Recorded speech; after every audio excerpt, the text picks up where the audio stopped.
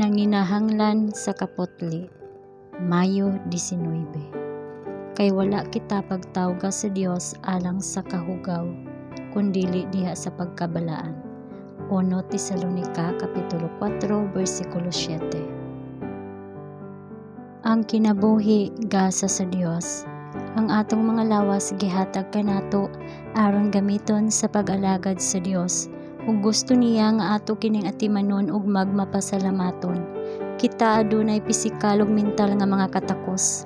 Ang atong mga tinguha ug mga pagbati adunay luna sa atong lawas. Ug busa kinahanglan nga dili kita magbuhat og bisan unsa nga makahugaw niining gitugyan nga pagpanag-iya. Ang atong mga lawas kinahanglan tipigan sa labing maayo nga posible nga kahimtang sa pisikal.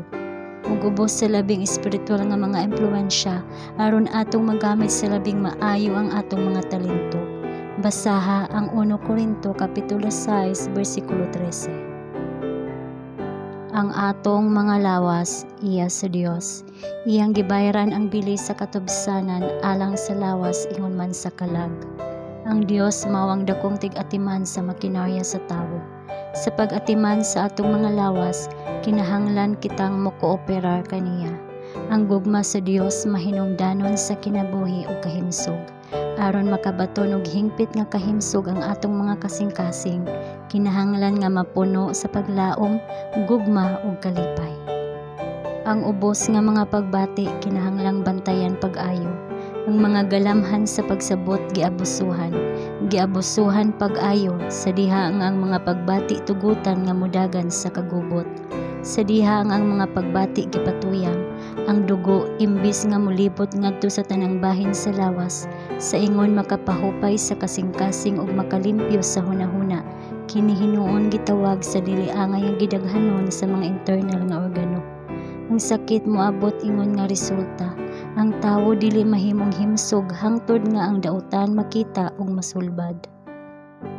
Siya nga nahiusa ngadto sa Ginoo nga nagbugkos uban ni Kristo diha sa pakigsaad sa grasya, usa ka espiritu. Ang tambag mao pahilayo sa pakighilawas.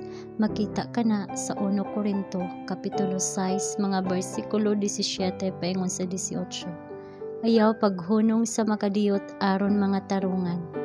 Malipay si Satanas nga makita ka nga mapukan sa tentasyon. Ayaw paghunong sa paglalis sa kaso sa imong huyang nga konsensya. Likayi ang unang lakang sa paglapas. Hinaot unta nga ang panag-ingna ni Jose masunod sa tanan nga nag-angkon nga maalamon. Kinsa mibati nga may katakos sa ilang kaugalingong kusog sa pagtuman sa mga katungdanan sa kinabuhi. Ang usa ka maalamon nga tawo dili madumala ug makontrol sa iyang mga gana ug mga pagbati. Apan mao hinuon ang mokontrol ug magdumala kanila. Siya mo paduol sa Dios, maningkamot sa pag-andam sa hunahuna ug lawas sa pagtuman sa husto nga mga katungdanan sa kinabuhi. Si Satanas mao ang tiglaglag, si Kristo ang tigpasiguli.